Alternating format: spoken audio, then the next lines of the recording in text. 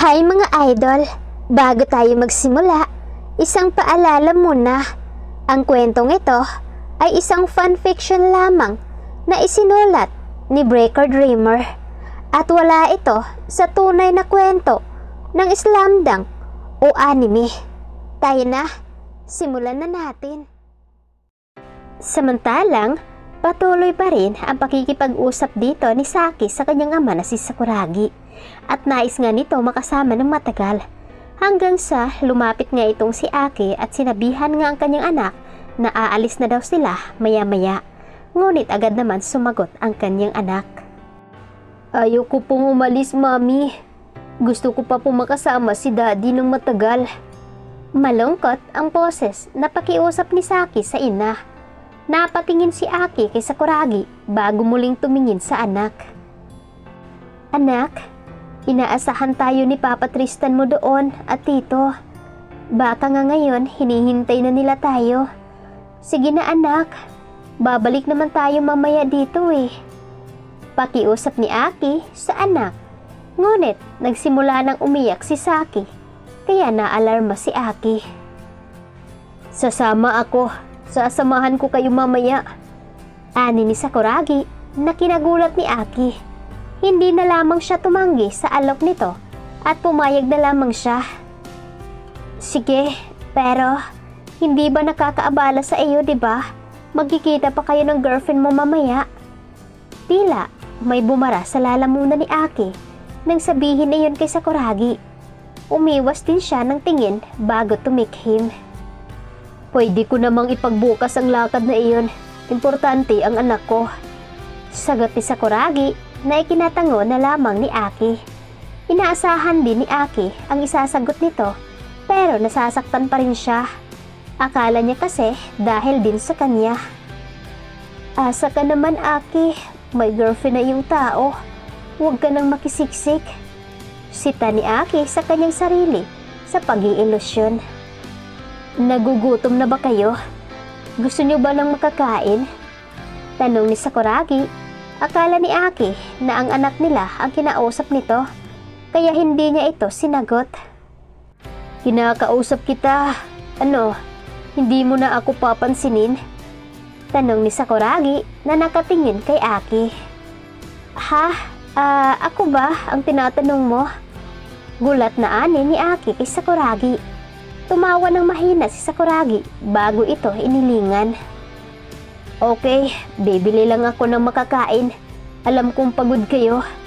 Ani ni Sakuragi bago tumungo sa lamesa nito at may kinausap sa telepono. Mami, ang astig pala ni daddy no? Nabigla si Aki sa sinabi ng anak. Tila tuwang-tuwa ito habang pinagmamasdan ng ama na may kausap sa telepono. Oo anak, astig naman noon pa ang daddy mo. Mas lalo na nung naglalaro siya ng basketball.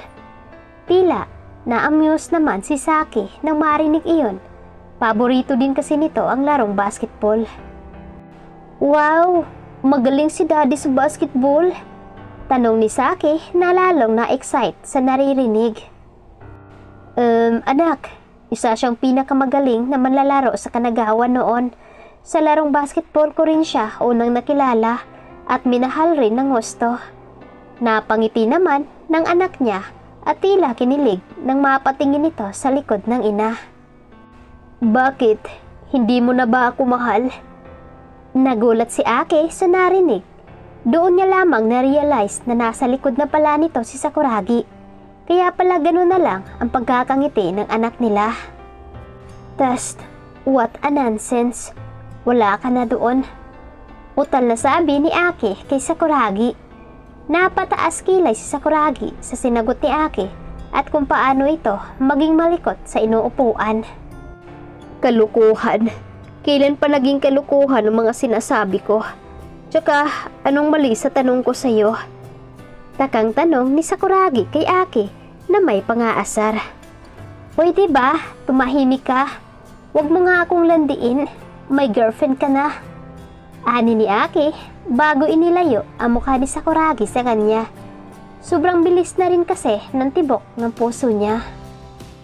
Girlfriend? Oo, Meron akong girlfriend. Sobrang tagal na rin namin. Sagot ni Sakuragi. Sumimangot naman si Aki sa sinagot nito at inis na sinampal si Sakuragi. Ede, layuan mo ako. Huwag mo akong landiin sa harap ng anak mo. May girlfriend ka na pala, pero hinaharot mo ako. Naputol ang sinabi ni Aki nang halikan siya ni Sakuragi sa labi. Bakit ko lalayuan ang girlfriend ko? Anong karapatan mong sabihin iyan? Ilang taon ka nang nawala sa akin, tapos hihingiin mo ulit na layuan kita? No way! Hindi na ako papayag. Ani ni Sakuragi bago muling hinalikan si Aki sa labi. Natawa si Saki dahil sa mami at daddy nito. Ano ba? Ede, sino yung babae kaninang hinayaan mong halikan ka, ha? Tanong ni Aki kay Sakuragi na may masamang tingin. So, nagsiselos ka? Tanong ni Sakuragi na may pang-aasar. No way! Bakit ako magsiselos? Utal na laban nito, ngunit umiling lamang si Sakuragi. Sashi is my friend. Kaibigan ko lang iyon at wala nang iba pa. May girlfriend na ako. Iniwan nga lang ako noon. Pero okay lang. Babawi na lang ako sa kanya ngayon. Nakangiting saad ni Sakuragi kay Aki bago tumayo. Tara na, tumayo ka na dyan. May pupuntahan tayo. Nagtaka si Aki sa sinabi nito. Ngunit sumunod na lamang siya. Kinarga naman ni Sakuragi ang anak nila at may kung anong ibinulong doon na ikinatango naman ng anak nila. May malawak din itong pagkakangiti sa labi na ipinagtataka naman ni Aki.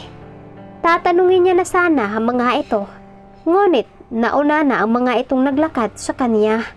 Kaya wala na lamang siyang magawa kundi ang sumunod sa mga ito. Pagkababa mula sa palapag ng gusali, hindi na nagulat ang mga nagtatrabaho doon nang makita si Sakuragi at ang anak nitong karga-karga dahil hindi naman magkakalayo ang magkaha ng mag-ama. Wow! Ang cute ng anak ni Sir, sabi na eh.